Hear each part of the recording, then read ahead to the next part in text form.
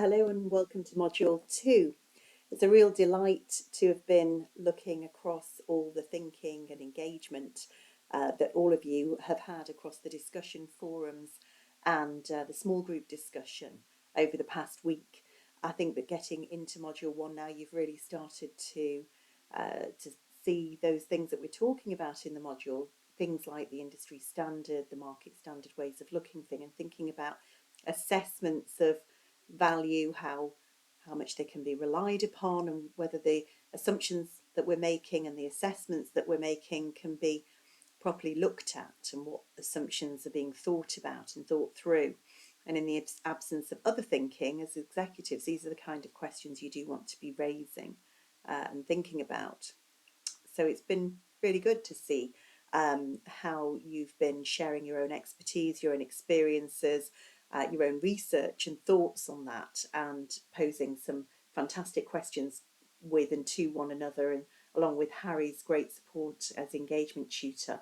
I think it's fantastic to see all of this wider thinking and learning and assessments that have been coming through. Thank you for submitting your first assignments. Those will be marked across the week and delivered back to you by Monday. And it's important for us to get those first assignments done and not to be worried about those assignments. Just really take them on by reading through all the materials, all the module content, the videos, and just really getting through those, because we're not trying to catch you out in any way. We're just providing you with the structures, the templates, the principles through which we're going to help you apply the content, the principles, the concepts that we're going to deliver to you, and use those structures to allow that to happen. So you'll be seeing now that what we're doing is really enabling you to work through these modules in a way where you're taking on the information through that lens evaluation. As I said in the last video, though, we're not making you evaluation experts. That's a very, very deep level of knowledge. But what we're really trying to do is demonstrate through these situations that whether you're valuing a business, you're selling a business, you're getting to the value of a project, we're really using those assumptions to think about how we forecast what might happen and how we apply the principles to those valuations. And as executives, you may be and you will be presented with opportunities for investment into projects or into potentially a purchase of a business, and so, or shares indeed, either personally or professionally. And so the decisions that you're taking there on whether to invest or not is ultimately a decision that may be done based on the numbers that are being presented.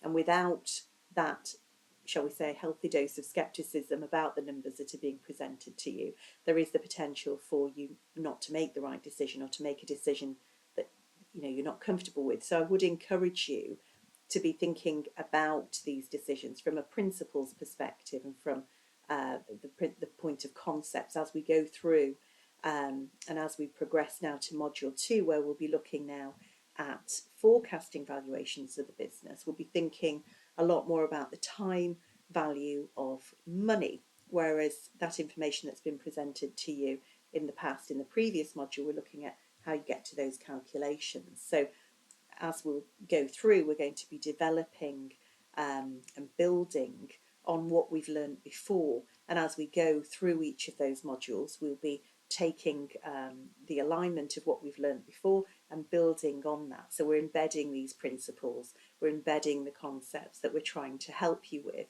help you to engage with, and ultimately grow your capabilities and your confidence in strategic and executive decision making, which is fundamentally what this is about. So that engagement that we're seeing is absolutely fantastic during the course of the last module. Please do keep that up.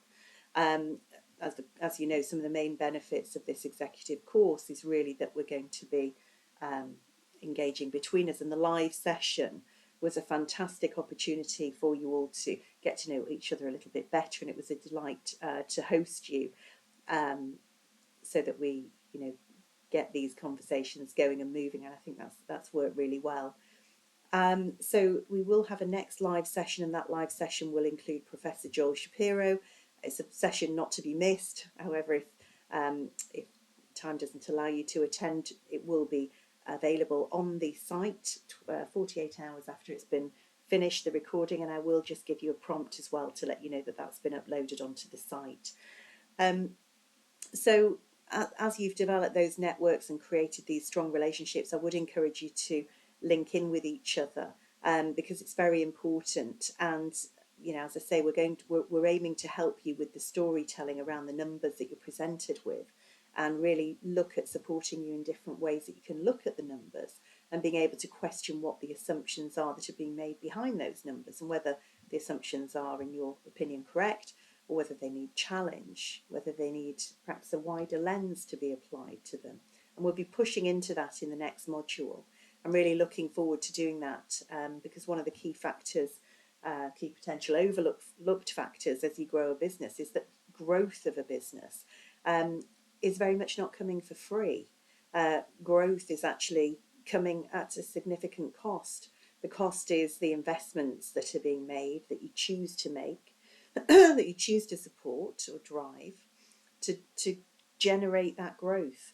So cash flow is very important, and working capital is very important and significant, and growth of a business relies upon having the resources that allow growth. So what you invest in, and when you invest in it, and when you get a return from that investment, and what would have happened if you hadn't made those investments, they're all really key and important factors which are ultimately driving that forecasting and decision making in the business. And we're trying to help, whilst not making you valuation experts, but really supporting you through that lens of valuation and how you make the decisions, how you look at the forecasts in terms of the assumptions that you're making in the business, of the revenue growth, margins, of the sustainability of those margins, the size of the market, how the market might change over time. So we're really looking forward to getting into that across the coming week, and I will be back in touch. We'll see each other in the next session on live, and I'm looking forward to supporting you, and as is Harry, over the course of this coming week. Thank you so much.